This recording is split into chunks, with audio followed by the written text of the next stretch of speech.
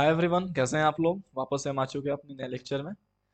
जैसा कि आपने देखा था पिछले वीडियो में हमने एक एनसीईआरटी के इन टेक्स्ट वाले कुछ क्वेश्चन सॉल्व करे थे। कुछ क्या सारे क्वेश्चन सॉल्व कर लिए थे। अब बारी है कि एंड क्वेश्चन, जो कि सबसे मेन पार्ट होता है एनसीईआरटी के बुक का। ठीक है, इसे हम सॉल्व करने वाले हैं इस वीडियो में। तो घबराना मत, ठीक है। दिल थाम के बैठ जाओ, बहुत अच्छे से सॉल्व करने वाले एंड क्वेश्चन हम, ठीक है। चलिए फिर स्टार्ट करते हैं, शुभ काम में देरी क्यों, ठीक है। क्वेश्चन बोल रहा है, first question is which of the statements about the reaction below are incorrect. कौन सा स्टेटमेंट इस रिएक्शन के बारे में इनकरेक्ट है। ठीक है, देखो इक्वेशन दे रखी है, ट्वाइस ऑफ पीबीओ। ठीक है, twice of PBO plus carbon gives twice of PB plus CO to.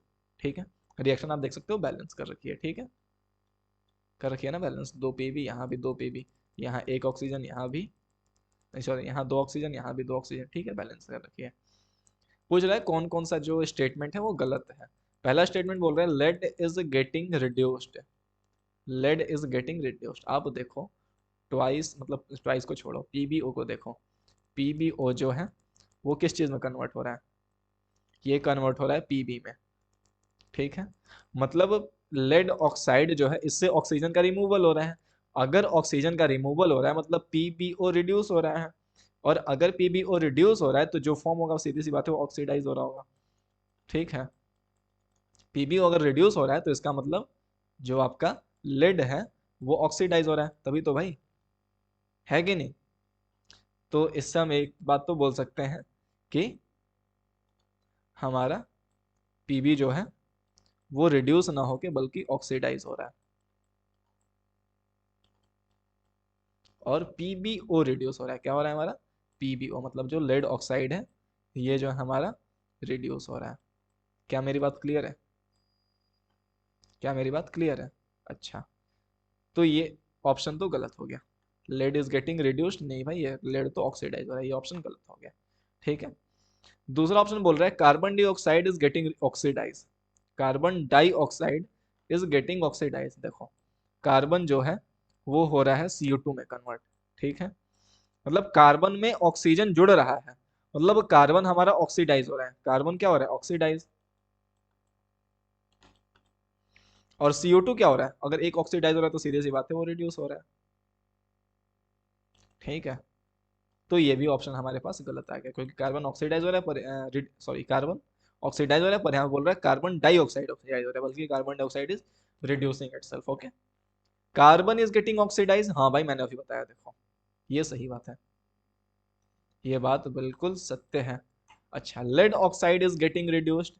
Lead oxide PbO देखो रिड्यूस हो रहा है, हाँ हो रहा है ना, देखो यहाँ बताया था ना मैंने। तो देखो पीबीओ ये भी सही है। हमसे पूछा क्या है, विच of the following statement about the reaction is incorrect. हमसे इनकरेक्ट तो पूछा है, हमसे ये नहीं पूछ रहा है कि सही कौन सा, हमसे पूछ रहा है गलत कौन सा ये बताओ। तो भैया ए और बी गलत है, लो ए और बी हमने लिख दिया गलत है। क्या मेरी बात क्लियर है, यस और नो। बहुत ही आसान सा सवाल था, बहुत ही चिंदी सा सवाल, तुरंत हमने आसानी से सॉल्व कर दिया। आगे बढ़े, ठीक है बच्चों। देखो क्या दे रखा है, Fa2O3 plus twice Al give Al2O3 plus twice Fe. Above reaction is an example of। अच्छा, आप देखो एक चीज सोचो, आयरन ऑक्साइड था, इसकी मस्त स्मूथ जिंदगी चल रही थी, बिल्कुल आयरन और ऑक्सीजन की मस्त जिंदगी चल रही थी स्मूथ। ठीक है, पर अचानक से इनके बीच में एक विलन आया, that is nothing but aluminium. कौन आया इनके बीच में, एक विलन आया, दैट इज एल्यूमिनियम। विलन ने क्या करा, हीरो को लात मार के भगाया, बोला कि भाग यहां से, और हीरोइन को लेकर भाग गया। तो क्या हुआ हमारा, Al2O3, मतलब विलन और हीरोइन की जोड़ी बन गई।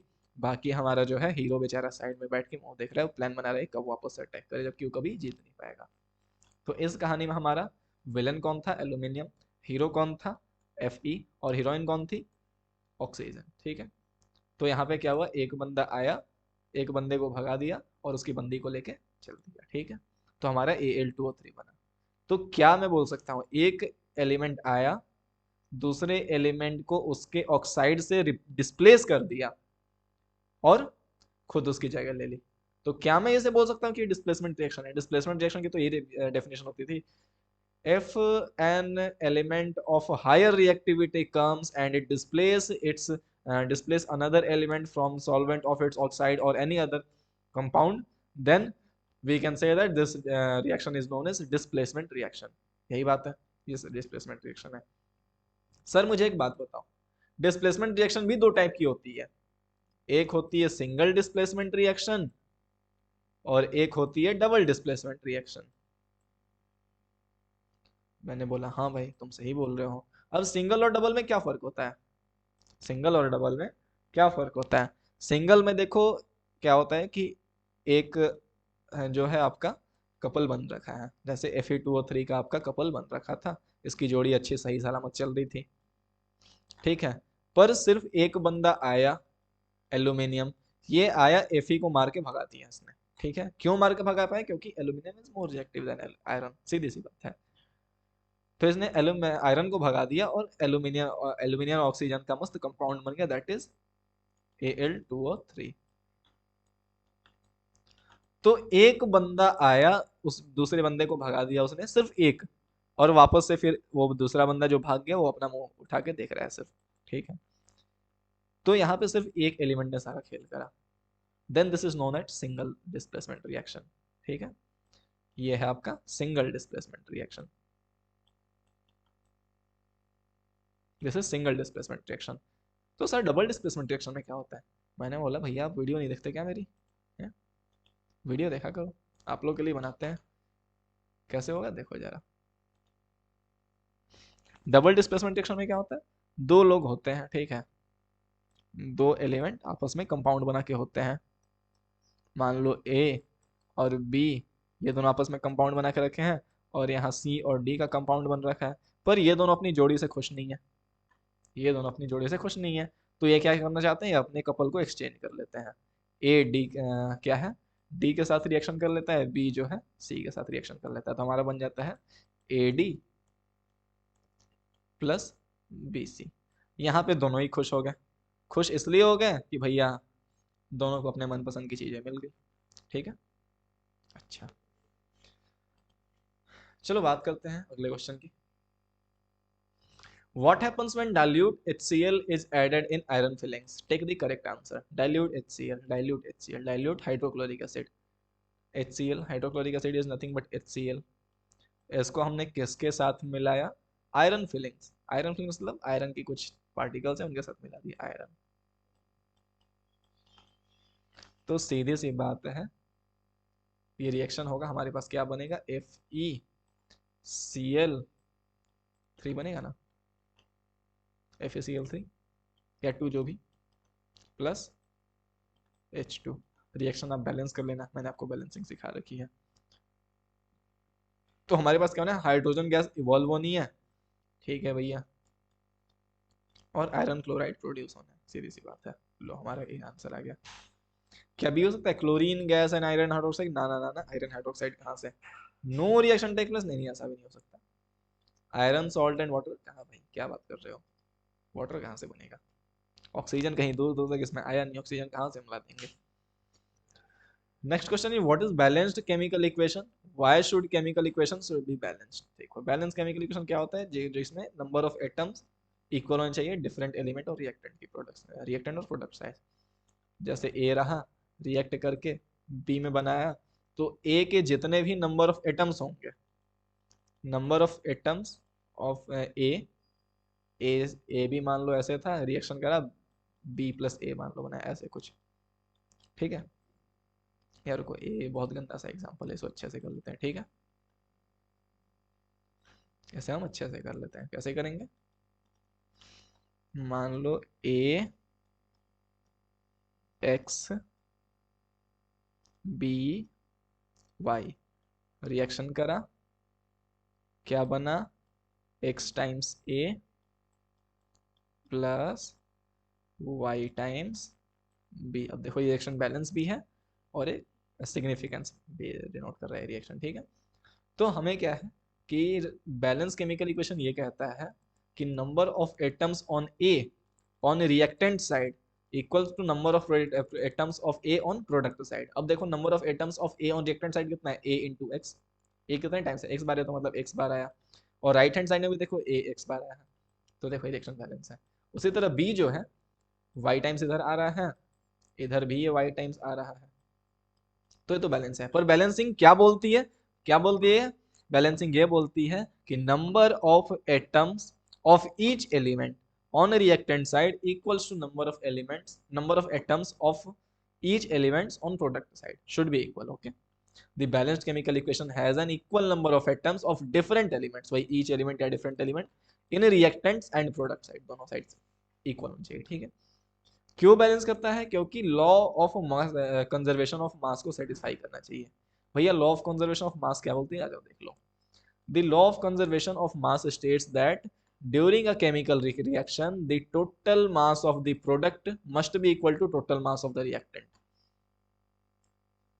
सर क्या बोल दिया एक लाइन में इतना बड़ा सा, मास ऑफ प्रोडक्ट रिएक्टेंट जितना होगा उतना ही मास ऑफ प्रोडक्ट होगा, ये बोलना चाहता है।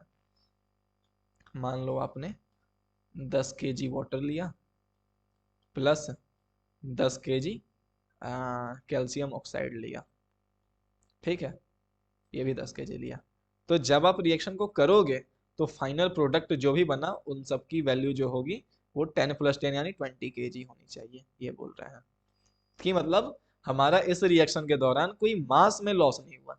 भैया मास कहाँ से, हवा में थोड़ी उड़ जाएगा, हवा में भी उड़ेगा तो आखिर उसकी भी तो कुछ मास होगी, उसकी भी तो कुछ वैल्यू होगी ना, क्योंकि मान लो हाइड्रोजन गैस इवॉल्व हो रहा है, उसका भी तो कुछ मास है अपने आप में, भले ही हवा में स्केप हो जा रहा है पर उसका भी तो कुछ मास है ना, तो उसे भी हम कंसिडर करेंगे। ठीक है, तो सीधी सी बात है, जो भी मास है वो कहीं गायब नहीं हो रहा, वो सीधा सीधा जा रहा है। आप सोचो ना, एक आपके पास ईंट का टुकड़ा है, क्या है आपके पास, ईंट का टुकड़ा है, ठीक है, आप उसे हैमर से ठोक ठोक के इसे चूर कर दो, बिल्कुल पाउडर बना दो ऐसे ऐसे, ठीक है, और प्लेट में इकट्ठा कर लो।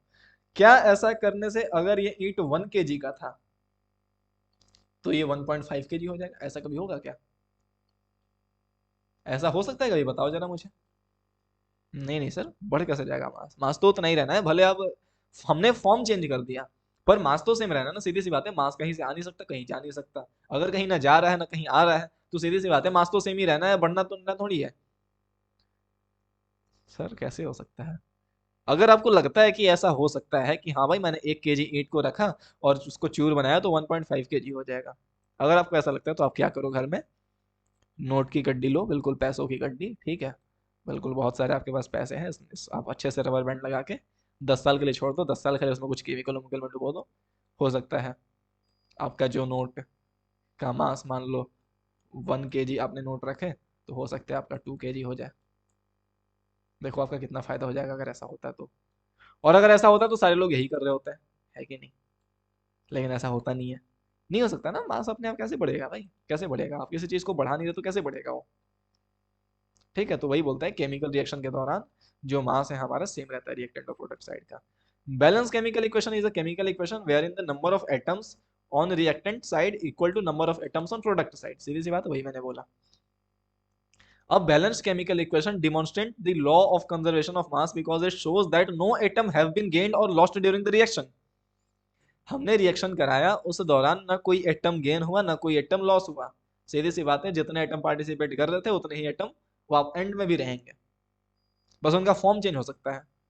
ठीक है, तो इसलिए हम ये बोलेंगे कि मास कंजर्वेशन के अंतर्गत हमारा कोई भी एटम का मास कंज्यूम नहीं हो रहा होता है, वो मास हमारा फिक्स रह रहा होता है।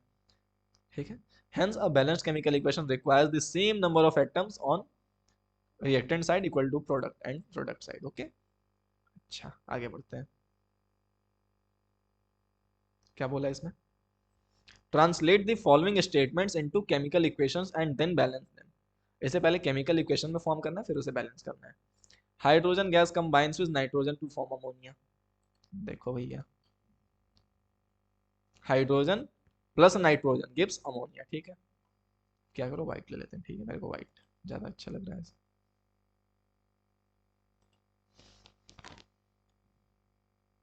ये रहा आपका हाइड्रोजन, फिर किसके साथ रिएक्ट कर रहा है, नाइट्रोजन के साथ, क्या बना रहा है, अमोनिया।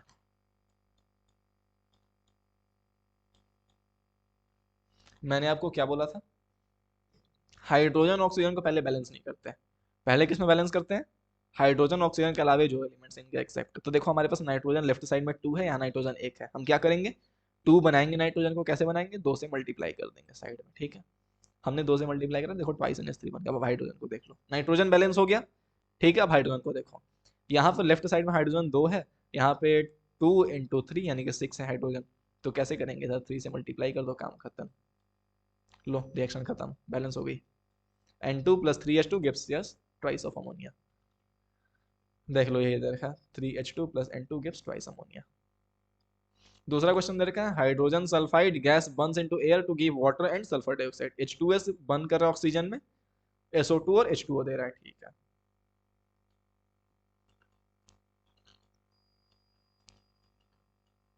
बर्न होने का मतलब मैंने आपको बता रखा था कि ऑक्सीजन से रिएक्शन होती है और कुछ नहीं।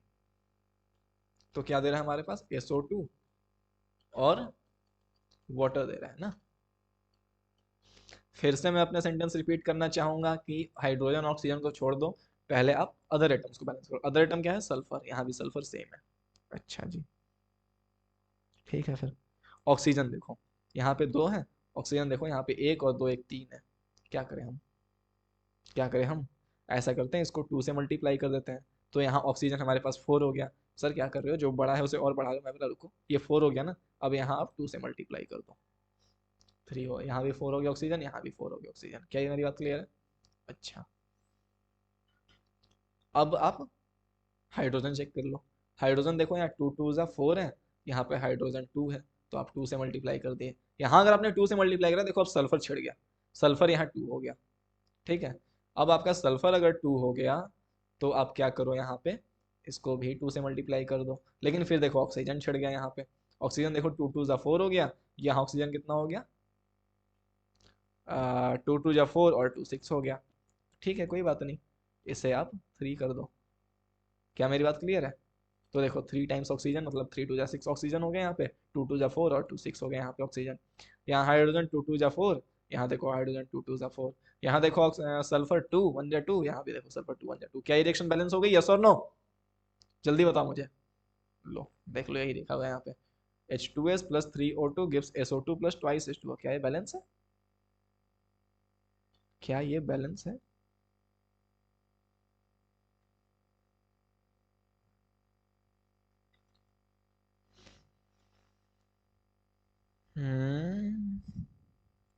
ना भैया, बैलेंस कैसे है। ऑक्सीजन देखो आप यहाँ पे 3 2 जा 6 ऐसा है, ऑक्सीजन है।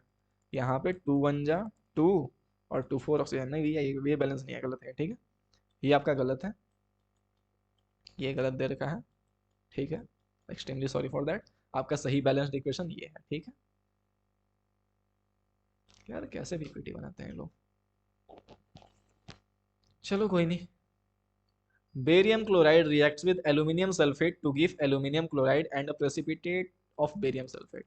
बेरियम क्लोराइड है आपका एक चीज, ठीक है। दूसरा है आपका एल्यूमिनियम सल्फेट। देखो बेरियम क्लोराइड क्या होता है, क्या मैं उसे BaCl2 बोल सकता हूँ। अच्छा, aluminium sulphate Al2SO4 whole thrice,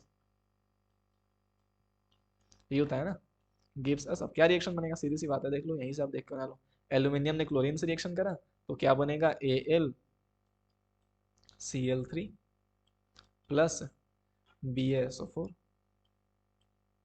sir आप एक बात बताओ, इतने सारे फॉर्मूले कैसे याद रखते हो और रिएक्शन भी अपने मन से लिख लेते हो। मैंने बोला चलो आपको भी एक तरीका बता दूंगा, ठीक है, आप भी कर लोगे थोड़ा। बेरियम सल्फेट पीपीटी आपकी, तो इसे डाउन एरो से डिनोट कर देंगे। मैंने बताया था ना, प्रेसिपिटेट जो फॉर्म होता है उसे हम डाउन एरो से डिनोट करते हैं। बैलेंस करना है अब इसे। फिर से मेरा एक गोल्डन रूल याद रखना कि हाइड्रोजन और ऑक्सीजन को लास्ट में बैलेंस करेंगे, पहले अदर एटम्स को बैलेंस करेंगे। अब यहाँ पे आप देख सकते हो SO4 जो है ना, एक अपने आप में एक एंटिटी है, जो यहाँ भी SO4 में रह रही है, यहाँ भी SO4 में रह रही है। तो आप सल्फर और ऑक्सीजन को अलग अलग बैलेंस मत करना, डायरेक्ट SO4 को बैलेंस करना। ये मेरा गोल्डन टिप है, याद रखना, ठीक है। ये अपने आप में गोल्डन टिप है कि SO4 को अलग अलग बैलेंस मत करना, एक साथ ही बैलेंस करना सीधा, ठीक है। सल्फर ऑक्सीजन अलग अलग बैलेंस मत करना, SO4 को एक साथ बैलेंस करना, ठीक है। अब एक चीज ध्यान दो आप, किससे शुरू करें, किससे शुरू करें। देखो बेरियम यहाँ भी एक है, यहाँ भी बेरियम एक है, कोई फर्क नहीं पड़ता। एल्यूमिनियम देखो यहाँ पे 2 है, यहाँ एल्यूमिनियम 1 है, क्या मैं 2 से मल्टीप्लाई कर सकता हूँ बच्चों? यस और नो? ठीक है। अब अगर मैंने 2 से मल्टीप्लाई करा तो देखो क्लोरीन हमारा 3 2 6 हो गया, लेकिन यहाँ हमारा क्लोरीन 2 है, तो मैंने क्या करा, इसे 3 से मल्टीप्लाई कर दिया। क्लोरीन हमारा 3 2 6 पर हमारा बेरियम छिड़ गया। बेरियम क्या छिड़ा, देखो 3 टाइम्स बेरियम हो गया, 3 बेरियम हो गया, तो यहाँ भी आप 3 से मल्टीप्लाई कर दो। अब देखो, अब उनमें बेरियम को 3 से मल्टीप्लाई करो तो SO4 छिड़ गया। SO4 छिड़ने मतलब SO4 3 टाइम्स हो गया, यहाँ SO4 भी ऑलरेडी 3 टाइम्स है। क्या भैया बैलेंस हो गई रिएक्शन? देखो 3 times BaCl2 plus Al2SO4 whole size gives twice of AlCl3 plus 3BaSO4। काम खत्म। देखो यार कितना आसान है, आप साथ साथ में अगर प्रैक्टिस करोगे ना बहुत आसानी से रिएक्शन बैलेंस हो जाएगी। देखो वही 3 टाइम्स BaCl2 दे रखा है प्लस Al2SO4 होल साइज दे रखा है, देखो twice of AlCl3 plus 3 times BaSO4। ठीक है।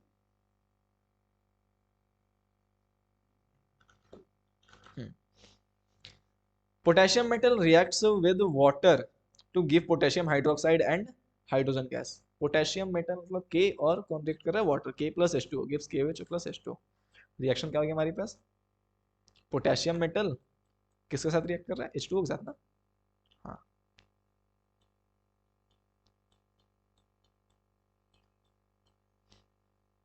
अब यहाँ से आप ना एक आपके नेक्स्ट चैप्टर का एक रिएक्शन यहाँ से आपको अगर दिख पा रहा हो तो that is KOH plus H2।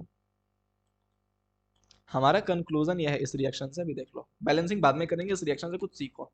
क्या सीखना है, पोटेशियम क्या है हमारे पास, मेटल है। एक मेटल जब भी वाटर के साथ रिएक्शन कर रहा होता है तो मेटल हाइड्रोक्साइड बनाता है प्लस हाइड्रोजन गैस रिलीज होती है। Note my words, note my words, इस बात को आप गांठ बांध के बिल्कुल पेन पेपर से लिख लो। ये इस चैप्टर में काम नहीं आने वाली, ये आपको अगले चैप्टर में बहुत अच्छे से काम आएगी। मैं ये बात बताऊंगा भी आगे, पर एक बात जानो ना यार, चैप्टर आगे पढ़ने से पहले ही अगर मुझे पता होना चाहिए तो मुझे बहुत मजा आता है। आपके साथ भी ऐसा होता होगा। तो ठीक है, मेटल जो है वाटर के साथ अगर रिएक्ट करे तो मेटल हाइड्रोक्साइड और हाइड्रोजन गैस बनता है। मैं लिख भी देता हूँ, ठीक है। Metal plus H2O gives metal hydroxide.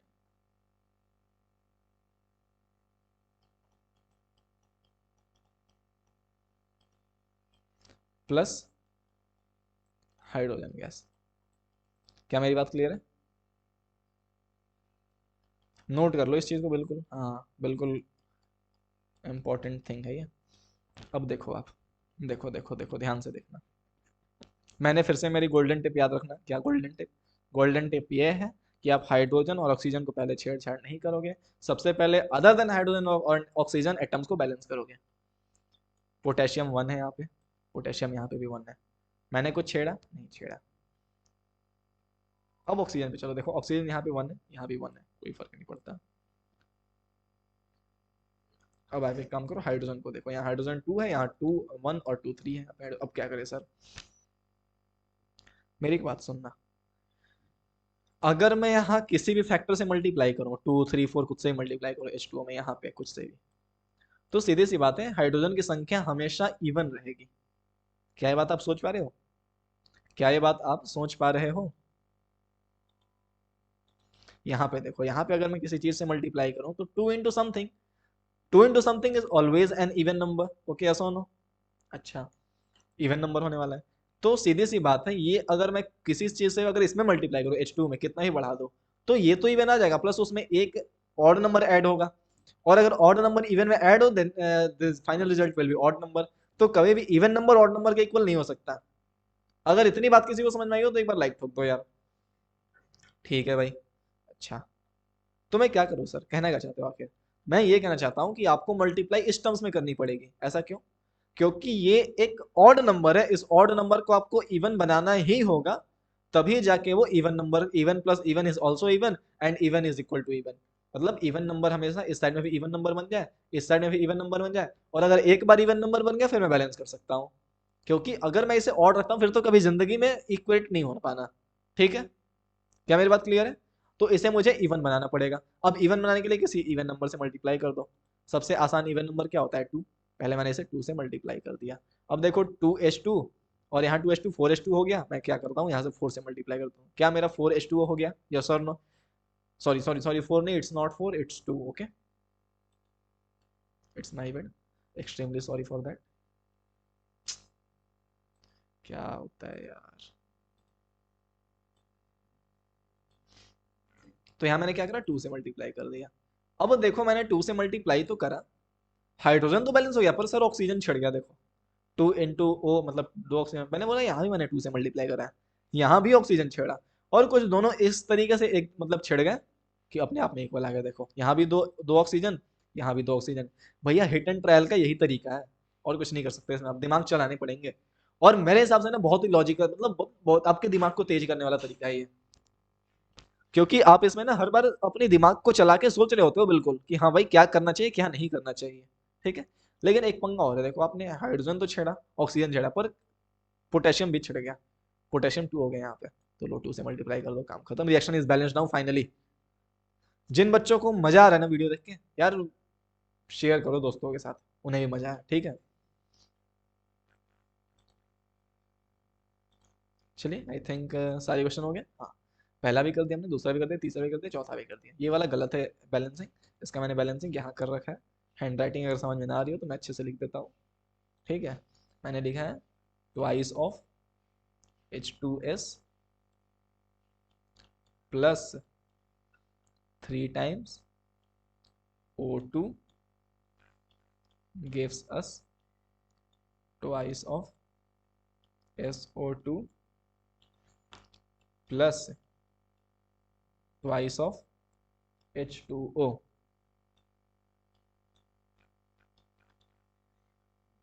ठीक है, लो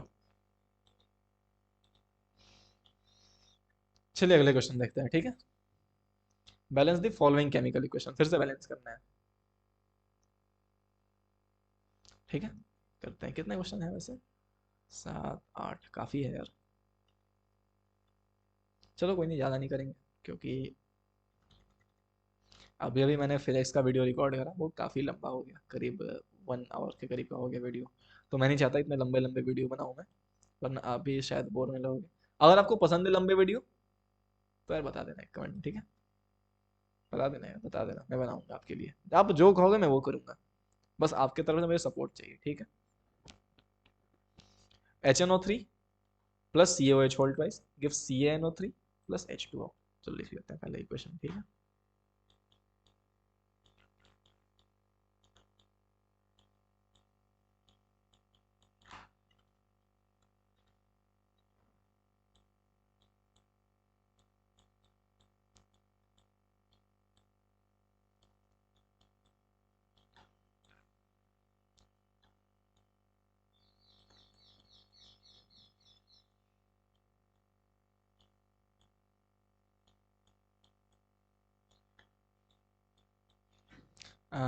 और क्या बनेगा यार, CaNO3 whole twice plus H2O बनना चाहिए थिंक, हाँ H2O, ठीक है। जितने लोगों को ये लग रहा है ना कि भैया कैसे रिएक्शन लिख रहा हूँ, मैं यार ना एक सीरीज स्टार्ट कर दूंगा आगे चल के, जिसमें आपको डिफरेंट फॉर्मूलेज और डिफरेंट इक्वेशन बनाने आ जाएंगे, ठीक है। तो उसे जरूर देखना, बहुत मजा आएगा। वैसे मैं यहाँ पे बताऊँ तो देखो, यहाँ कैल्शियम पे +2 चार्ज होता है, ऑक्सी ऑक्साइड OH हाइड्रोक्साइड में -1 होता है, तो देखो +2 इधर साइड में आ गया, ठीक है। इस तरीके से आपका रिएक्शन होता है, पर ठीक है अभी उन बारे में बात नहीं करते, वरना हम टॉपिक से भटक जाएंगे, ठीक है। देखो सिलेबस काफ़ी लंबा है अपना, ठीक है, तो मुझे मतलब बहुत समझ समझ के चलना पड़ेगा। देखो फिर से मैं अपना गोल्डन टिप रिपीट करना चाहूँगा। मेरा गोल्डन टिप ये था कि हाइड्रोजन और ऑक्सीजन को पहले बैलेंस नहीं करेंगे, इसके अलावे जो एलिमेंट्स है पहले उन्हें बैलेंस करेंगे। अब अलावे देखो, कैल्शियम है, हाँ है, और कौन है, नाइट्रोजन है, और तो कुछ है नहीं, नहीं है। कैल्शियम को देखो यहाँ पे 1 है, यहाँ पे भी 1 है, काम खत्म, कोई दिक्कत नहीं है। नाइट्रोजन देखो यहाँ पे 1 है, यहाँ पे नाइट्रोजन 2 × 1 2 है, नाइट्रोजन 2 है तो लो यहाँ पे 2 से मैंने मल्टीप्लाई कर दिया। क्या मेरी बात क्लियर है, अभी तक इतना करा। अब देखो मैंने यहाँ पे 2 से मल्टीप्लाई करा, नाइट्रोजन बैलेंस हो गया, कैल्शियम बैलेंस हो गया। क्या यहाँ 2 मल्टीप्लाई करने से कैल्शियम छेड़ा, नहीं छेड़ा, ठीक है।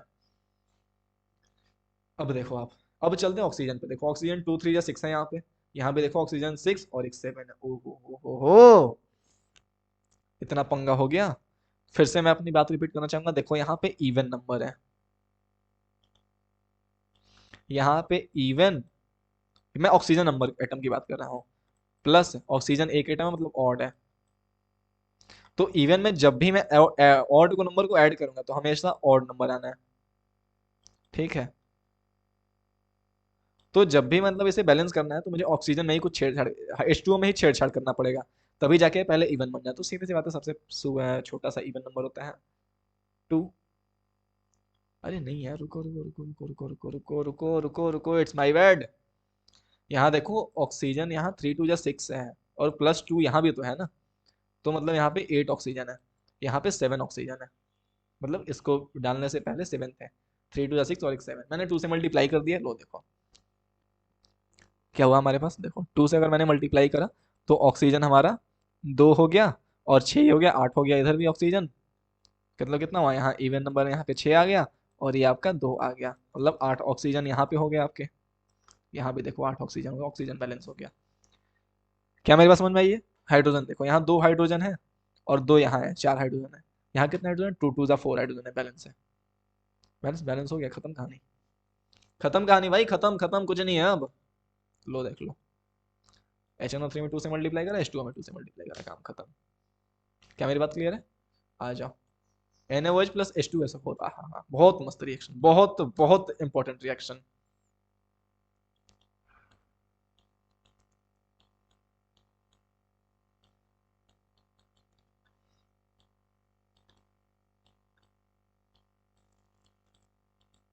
ठीक है, NaOH plus H2SO4 gives us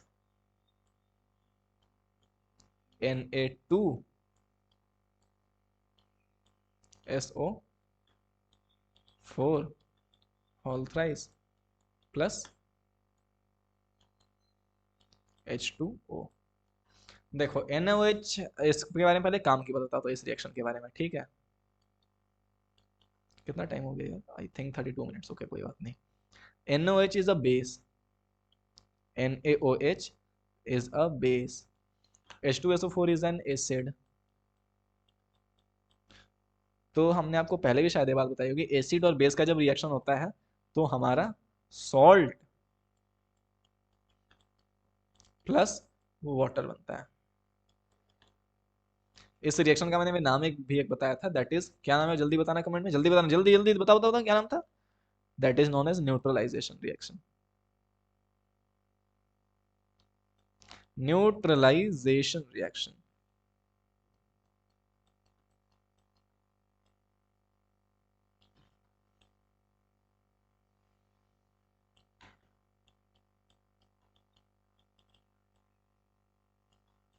ठीक है, देखो कैसे बैलेंस करेंगे।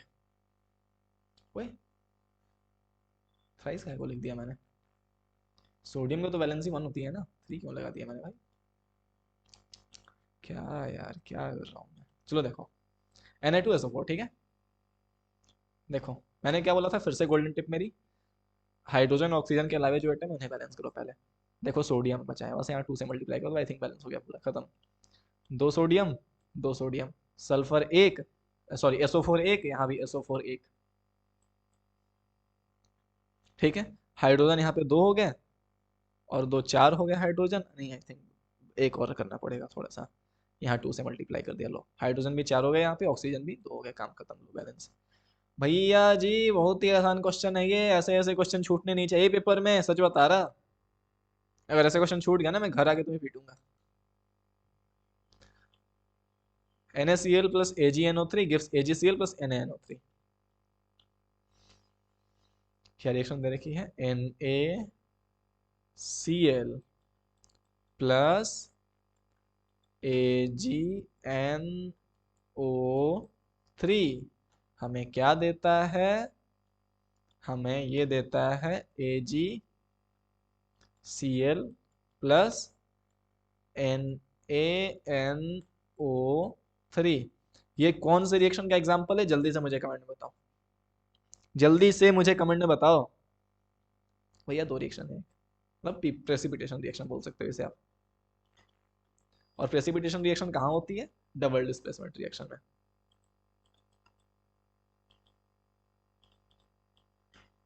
ये जो AgCl है ना, ये प्रेसिपिटेट बनाता है, ठीक है। अच्छा, देखो Ag1 Ag1, Cl1 Cl1, sodium 1 sodium 1, NO3 1 NO3 1। लो भैया ऑलरेडी बैलेंस है, कुछ करना ही नहीं है, काम खत्म। अरे सर कितना आसान आसान क्वेश्चन डिस्कस कर रहे हैं। मैं बोला भैया अपने वास्ते से डिस्कस नहीं कर रहे, आपके एनसीईआरटी बुक में दिया है, इतने आसान आसान क्वेश्चन आपको दिए लिटरली, देखो। लो NaCl AgCl AgNO3 सब अपने आप ऑलरेडी बैलेंस है। लो BaCl2 plus H2SO4 gives BaSO4 plus HCl।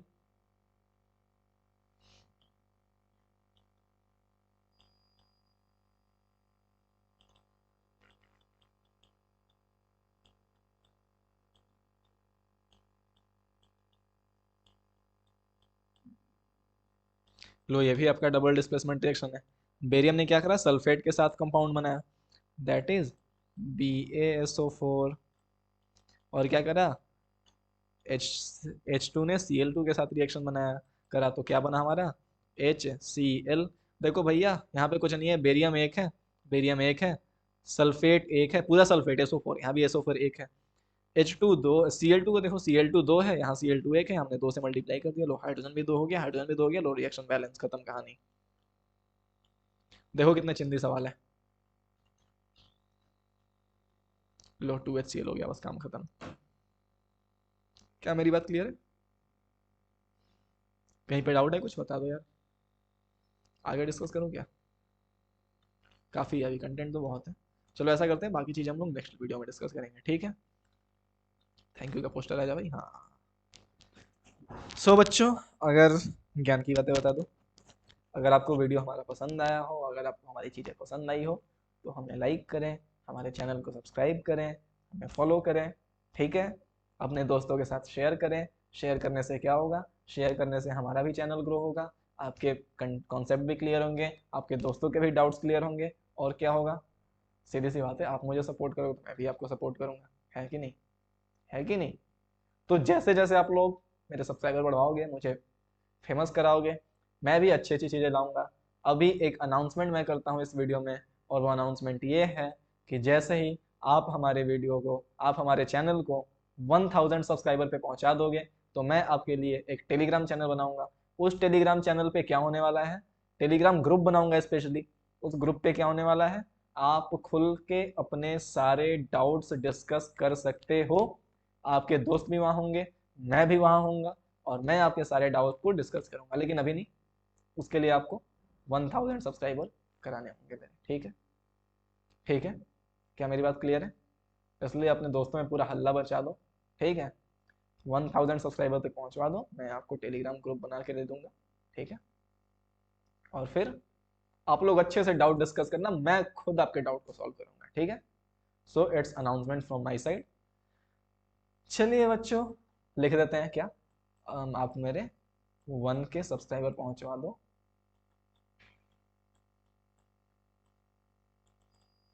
ठीक है। मैं आपके लिए क्या करूंगा, टेलीग्राम ग्रुप, ग्रुप होगा, ठीक है, जहाँ पे आपको आज़ादी होगी अपने डाउट्स पूछने की। जैसे कुछ क्वेश्चन होते हैं जिसमें पिक्चर्स क्लिक करके आपको देने होते हैं, आप कमेंट में नहीं सेंड कर सकते, टेलीग्राम ग्रुप बना दूंगा, उस टेलीग्राम ग्रुप में आप क्या करना, अपने डाउट्स पोस्ट करना, ठीक है।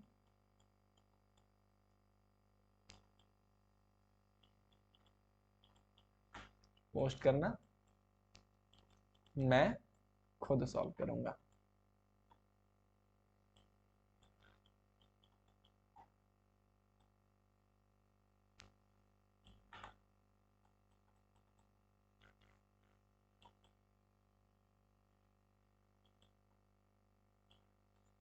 ठीक है।